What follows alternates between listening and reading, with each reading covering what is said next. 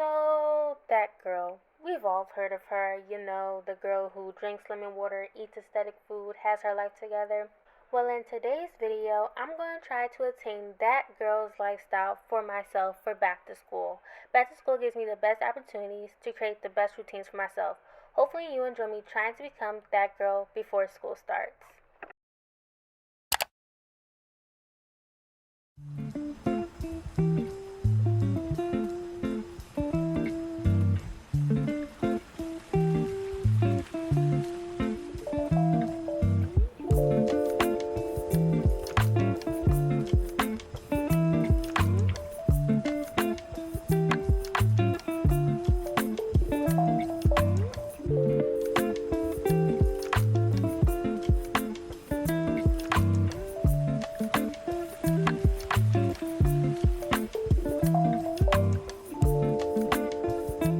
Now, I am a firm believer that you do not have to wake up early to be productive. I think that if you wake up early, especially like 4 or 5 in the morning, that you're getting more out of your day. And yes, you may be, but for a lot of us, we don't have nothing to do at 4 or 5 in the morning. What am I doing? One of the most important things about sleep schedule is making sure you're just being consistent. So if you're waking up at 6:30 every day, make sure you're waking up at 6:30 every day. Don't do 6:30, 6:55, 7 o'clock, 6:30. And something from my favorite self-help book as of right now is called Atomic Habits by James Clear. You probably have heard of it. A lot of people have been reading it, but when I tell you I love this book, I usually don't read self-help books, but this has helped me so much. One thing he has said that I took with me: if you miss doing something once, that is a mistake. But if you do it twice and you do it again, that is the start of a new habit. You don't want to wake up late 2 times in a row. If you did it once, make sure you don't do it again the next day. Give yourself an outlet to release. Okay, this is so important. I think with us just juggling life, school, whatever may be going on in your life, it can be so hard to really cut out a time during the week to just give yourself time to do whatever. This is going to look different for everyone. For me, I love journaling, I love self-meditating, I love drawing. Those are the outlets that I like. Sure, outlets may be different. It may be going on a walk, walking your dog, going to the park, whatever it may be. Make sure you're giving yourself an outlet.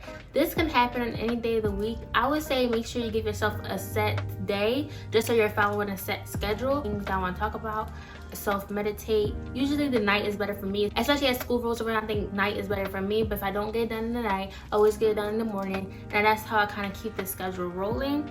I think the biggest thing to remember with this is that everyone's stress relief is different. What may give you relief and help you relax may not be the same for someone else, so don't compare what you do to somebody else, because it may not just work. But it's also good to really test out the water, see what you like, see what you enjoy, because that's what you want. You want something that you can enjoy and that you don't have to stress about. So with becoming that girl comes a lot of pretty food and aesthetic diets. First and foremost, everyone carries health differently. So we can have 2 very healthy bodies that look completely different from one another. I feel like within this whole lifestyle of being that girl, it centers around a white beauty standard. Skinny, have the money to provide a lot for themselves that other people may not have, ultimately does not fit everyone's lifestyle. So that's why I think it's so important with this whole trying to be that girl, that you fit it to your version of yourself. For me, I don't eat healthy every day. Like, this healthy food that they be trying to push at me, it's looking unseasoned, babes. It's looking like it don't have flavor. Some healthy food are just nasty. It's just nasty. But it doesn't mean that I can't eat what I like in moderation. Not eating will not make you skinny. Let me say it again. Not eating will not make you skinny. It's just gonna slow your metabolism, and that's basically meaning that when you eat food, it's not gonna like go through you. You're probably gonna gain weight, and you're probably gonna be unsatisfied with that. So make sure that you're eating 3 meals a day. Try to get it in, try to get the water in. Don't just think that you can eat 1 meal and you'll be fine or you'll become skinny, because that's not how it is. Okay, so quick tutorial to the fettuccine. All you have to do is put it in a pot, let it melt. Once it melts, stir it up, and I usually put pepper on mine, but you can season yours how you want, and it's so good. Getting active. Now this one I struggle with. I I struggle with this. I think this is the one thing in the lifestyle that I'm just still working on, because I don't dance anymore. This was not a problem with me probably like before COVID, just because I was dancing all the time and I quit. So that's not something that I do anymore. So it's hard to find things that I like to get active. But honestly, I've realized that getting active really just means getting out. Make sure you're just getting out, getting fresh air, doing something. And I've been trying to do that, especially as like I've moved or whatever. As you can see, new background and stuff. So I've been trying to, you know, go out, maybe walk around the neighborhood.